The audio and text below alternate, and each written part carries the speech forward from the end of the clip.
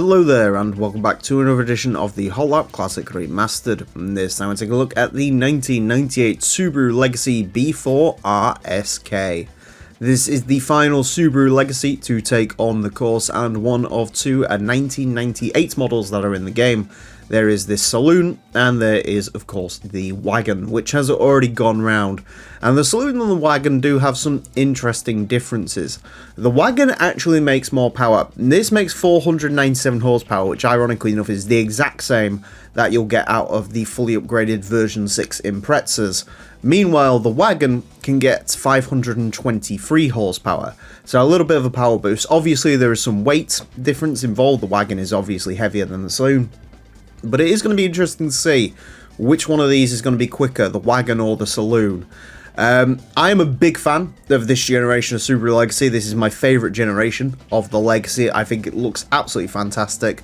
B4 RSK might not be my favourite. I think I'd still go on the Blitzen. I think that car's very, very cool, even though certain pieces of body mods on it aren't that great, but I think overall the Blitzen is an excellent car. But no, I love this generation of Legacy. It's so, I don't know, it's quite beigely styled, but it's also really good looking. I do sort of gravitate towards these sort of 90s, 2000s saloon cars. I know they're a little bit drab, but I like drab, and ultimately, at the end of the day, when you're going to work in it, it doesn't really matter. You know, you kind of want a beige, comfortable car, and that's sort of what the Legacy is. Although, obviously, B4 RSK probably a little bit more racy. I'm assuming these were available with manual transmission. Another interesting difference from the wagon as well is the wagon can have this exact race mod, but it is in either white or cashmere yellow. On the sedan, it's only available in white. I do think it looks better in white. I really like the colour scheme, the white, the sort of ruby pink, the grey and the black. I think it does look really, really cool. I'm not sure what it's exactly based on. The red wheels are a little bit strange, but they're a decision. And yeah, I suppose it's good to make decisions sometimes. Anyways, four-wheel drive, 497 horsepower, 1,203 kilograms of weight. Obviously, we've had this car's most direct rivals already go around, the Mitsubishi Galant Super VR4 and the Galant VR4 itself. They were pretty quick, but this should be quicker because the wagon is like 0.8 up the road from them. To find out how quick the 1998 Subaru Legacy B4 RSK is, it is going to get 6 laps of the Motorsports Land and track it on the best time it possibly can. Our current leader is the Suzuki Escudo Pikes Peak version that costs at the time of 25.696, and this car unlikely to beat that. The Legacy wagons at a time of a 28.657. As mentioned, obviously that has a slight power bump at the cost of some weight. In theory, weighing less around a track like this would be better, but, you know, we've seen time and time again on this series that nothing makes sense, so potentially this could go the way of the wagon, but we will find out. So far it drives exactly how I would expect it to.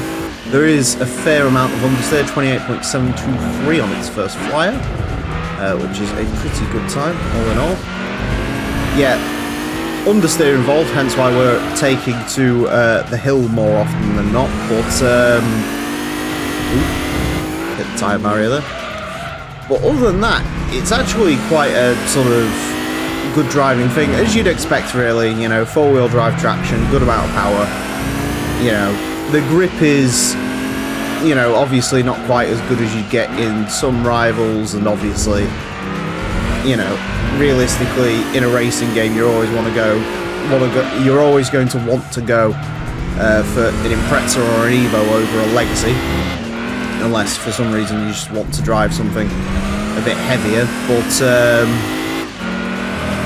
yeah, it drives all right. This just got to try and get a pinpoint lap down out of it. That was quite a good run out of that corner. It's typical for sort of understeery car. It's typical for understeery cars like this. It's that first sector that really sort of trips them up. The rest of the lap isn't too bad. This sector is just a case of braking really early and just hoping you don't clip the wall on the outside. But yeah, it actually, you know, You've seen this series before. You know where cars struggle and where they don't. Unless this is your first time watching, in which case, hi, hello. You've got 607 cars to go through. So if you want to see any episodes, of course, we've got a playlist that I somewhat regularly update. So you can stay up to date with all the hot lapping and see all the cars that we've already gone through. 28.407. To be honest with you, I feel there might be a little bit of time in that.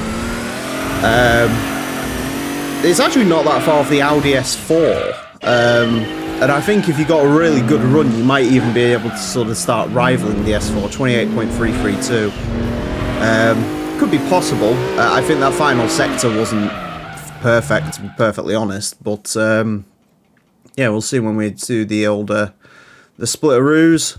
Actually, final sector was a little bit better than I thought it was. Sector 2 could have been yeah, you know, what's that saying? 28.32 would be the theoretical quickest time you could get out of this. Yeah, I mean, I'll take that. That's definitely quick enough for me. Really good job from the Legacy. And it is, I'm quite amazed actually. It's 0.25 up the road from the wagon, which is interesting.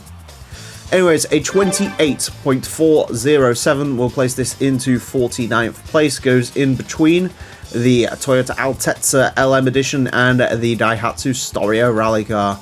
It is quicker than a Nismo 400R, quicker than the Lancer Evo 5, quicker than the Roof Turbo R, quicker than the Subaru Impreza Sedan version 6 Sans Race Mod, quicker than the Espace F1, quicker than the sedan version 5 Impreza with race mod, quicker than the Calibra Super Touring car. Yeah, there's a lot there, interesting names. Obviously not the quickest four-door car we've ever had. It is beaten out by the Audi S4, and then obviously the Evo 6 as well is up there somewhere, and the Evo 5 GSR, so yeah. But ultimately, for this classic car, that's very, very good. To give you a comparison, the quickest Galant set a time of a 29.28. So this is 0.8 quicker than the Super VR4 Galant. So, yeah, definitely a good way to send out the Legacy nameplate, I think. Give it a good legacy on the way out. Sorry, I had to. Anyways, that's it for this episode. Thank you all very much for watching. Join me next time when I will be driving something completely different. Until then, farewell.